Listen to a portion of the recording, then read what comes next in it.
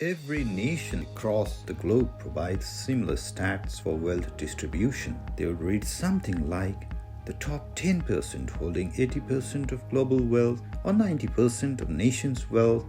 Ever wondered why? Let's introduce ourselves to the idea of people's network, the same one that's commonly known as networking and is an emerging concept benefiting mostly the ones within. What happens to the ones outside? Well, there should be someone to be tasked for achievement of the network goals. They run errands for the network and organize the dominant objective of running a family under the overarching objective of the network, the bigger picture, as they say. The big question is whether everybody can fit in this network.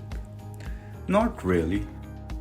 Some visible qualifications to be a part of the network could be to have financial, intellectual, or political advantages. Is the present day people's network similar to old school secret societies?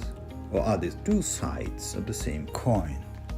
Is there a knowledge pool that's accessible only to a privileged few and helps get them to pinnacle of success? Nobody knows the rules of the game. Well, we may not have immediate answers, but we consciously or unconsciously know for sure that there is a spatial missing link or knowledge that is beyond the reach of a common man. Disparities thus may have emerged in various forms.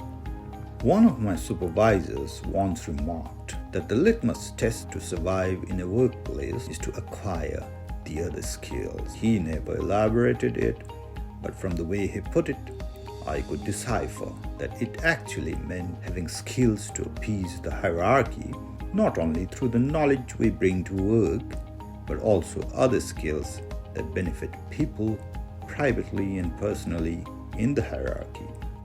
Apparently, these skills are rampantly applied by people every day.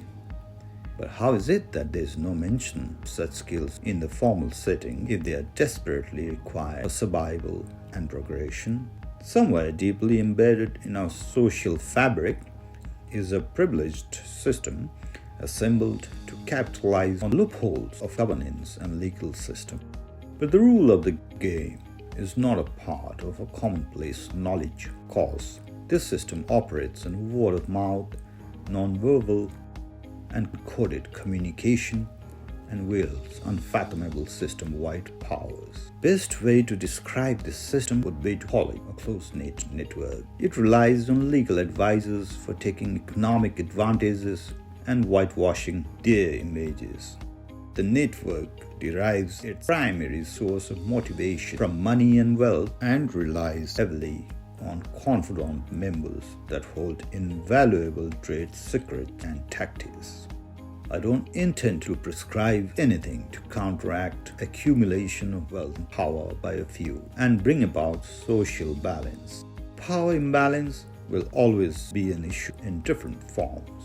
The rich segment's target market for all the inventions has always been the middle class. But the middle class has a choice to either spend for the rich and make them richer or ration their expenses and divert savings towards providing basic needs to the lower strata of our society.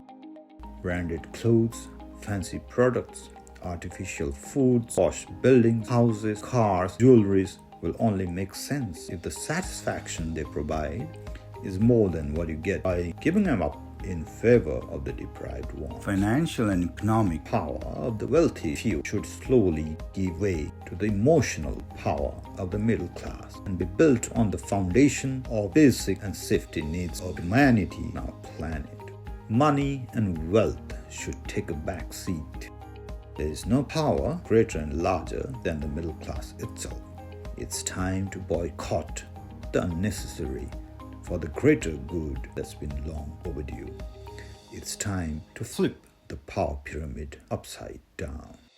Gods that we know of today are revered for their greater good and not for any precious material possession they held. Humans are still probing and exploring to find out who was the richest person on the face of the earth. But no exploration is required to validate omnipresence. It has already occupied the main seat of our souls. Hunger for material need is insatiable and lingers heavily on your minds. But service to humanity definitely lightens our spirits. Emotional power of the middle class is not found by discovering self and journeying inwards. It's found in the act of giving and serving. Money as the medium of exchange should be replaced by service or volunteer points. Middle class should manage the factors of production and resources allocation. Work-life service balance should replace self-centered approach to living. Our middle class should employ emotional enterprises model by reducing a typical work week to 3 days, increasing weekend to 3 days, and dedicating 1 day for service and volunteerism. Employers should pay in service points and payments should be doubled for the volunteer day.